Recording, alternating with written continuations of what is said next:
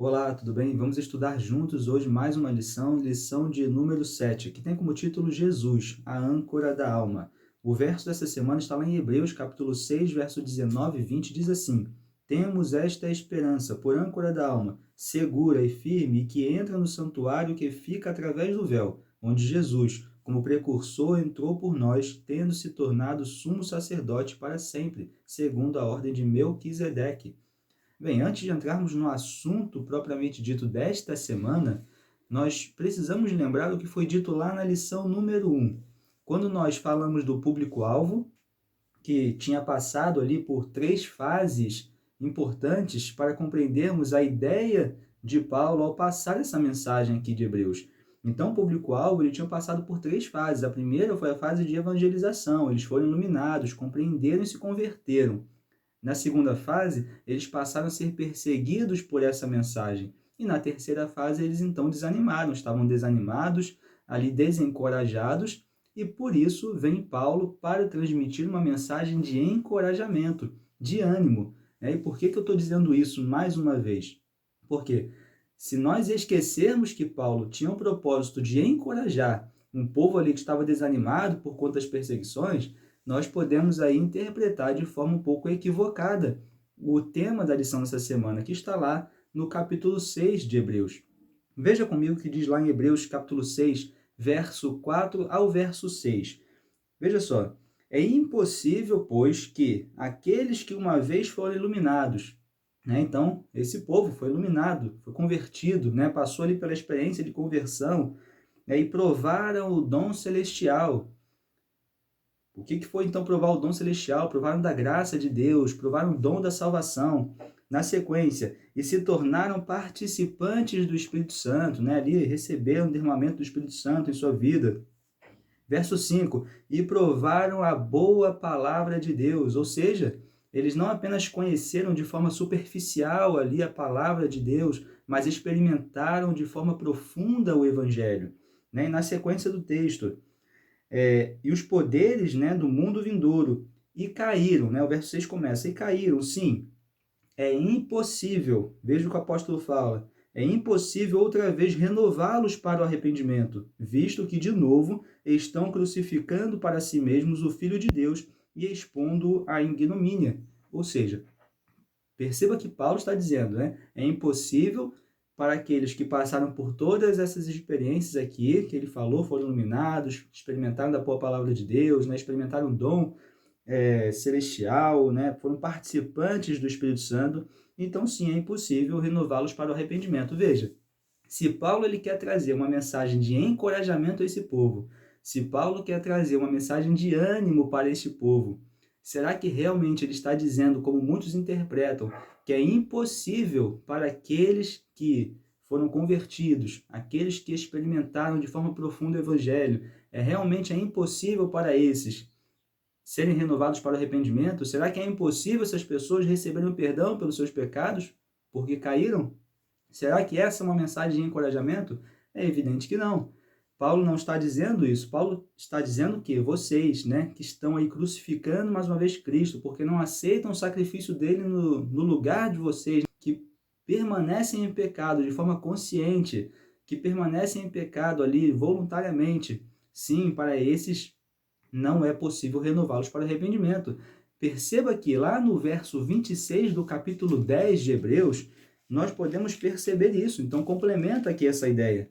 Veja o que diz no verso 26 do capítulo 10 de Hebreus. Porque se vivermos deliberadamente em pecado, depois de termos recebido o pleno conhecimento da verdade, já não resta sacrifício pelos pecados. Então, para você que permanece deliberadamente, que permanece conscientemente em pecado, você que escolhe permanecer em pecado, sim, não haverá arrependimento, não haverá perdão dos seus pecados. Lembre que no capítulo 12 de Mateus, depois você abre aí, capítulo 12 de Mateus, versos 31 e versos 32, fala sobre o pecado imperdoável, que é justamente o pecado contra o Espírito Santo. Ou seja, aquela pessoa que recebe do Espírito Santo, ali, a pessoa ela é convencida pelo Espírito Santo que está em pecado, mas ela escolhe permanecer em pecado, ela decide deliberadamente permanecer em pecado, essa pessoa está pecando então com o Espírito Santo, e a Bíblia diz que é um pecado imperdoável. Agora, imperdoável por quê?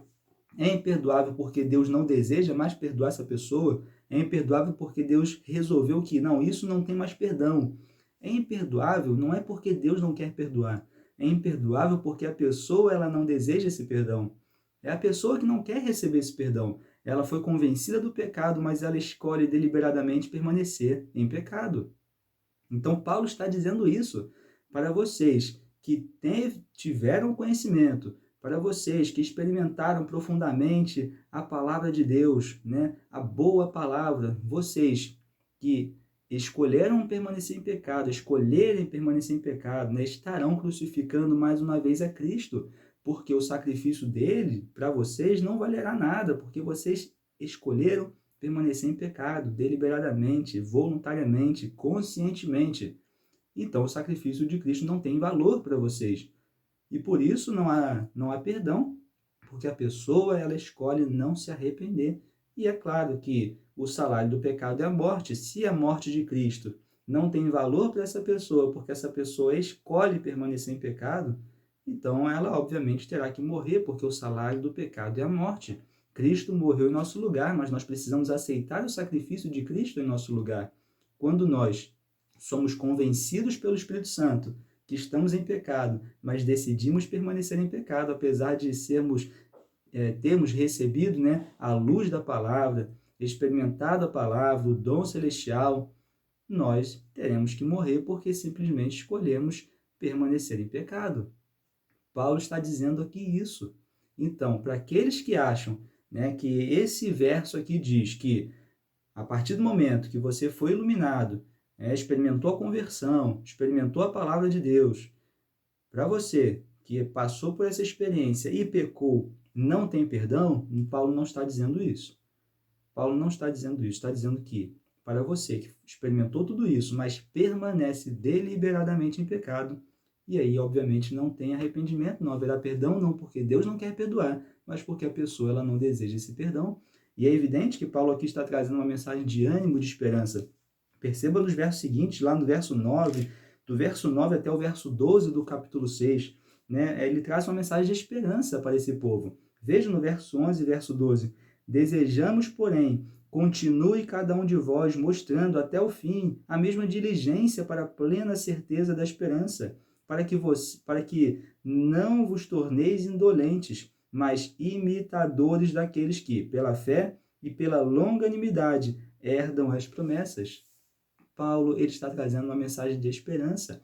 Ele está preocupado com esse povo que está desanimado por conta das perseguições que estavam sofrendo. Ele está preocupado para que esse povo não sofra apostasia, não se afaste completamente dos caminhos. Então ele traz uma palavra de advertência. Ele traz uma palavra ali para que essas pessoas pudessem ter cuidado, para que não se apostatassem. E logo depois ele traz uma mensagem de esperança. Permaneçam nos caminhos, sejam imitadores de Cristo. É isso. Então, a mensagem que Paulo deixa para nós hoje também é essa. Não importa o quão longe você tenha ido, ouça a voz do Espírito Santo. Não peque contra o Espírito Santo. Não deixe de escutar o Espírito Santo falando para você que você está pecando.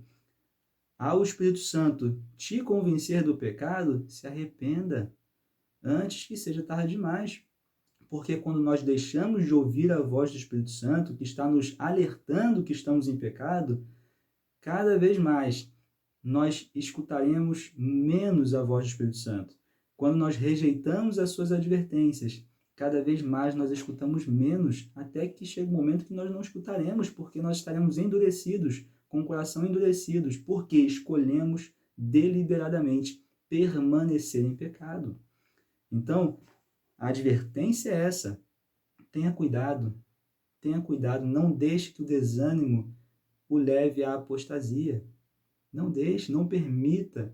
Ouça a voz do Espírito Santo e se arrependa antes que seja tarde demais. Deus, ele quer sempre nos perdoar, mas nós precisamos também desejar esse perdão.